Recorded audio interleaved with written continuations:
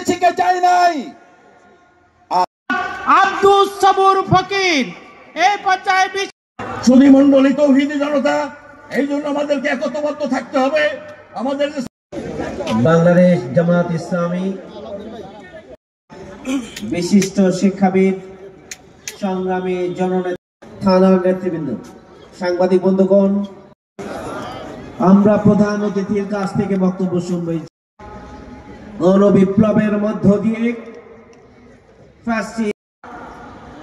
নিজেদের জীবন দিয়ে দীর্ঘ 9 মাস স্বাধীন রাষ্ট্র হিসাবে প্রতিষ্ঠিত করেছিল।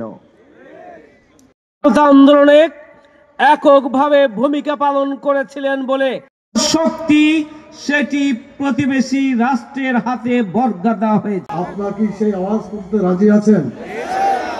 মানুষের আইন আজ নয়, মানব রচিত মতবাদ আর বাংলাদেশে চলতে দেওয়া যাবে না, যাবে না, যাবে না।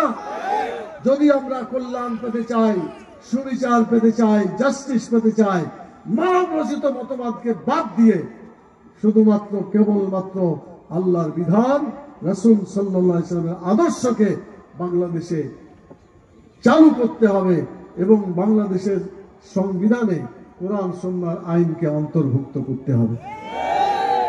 জাতীয় সংসদে গেলেই কিন্তু সমস্ত জায়গায় আইন চলে যায়। যারা জাতীয় সংসদে পাশ করে তাদের আইনই তো দেশে চালু হয়।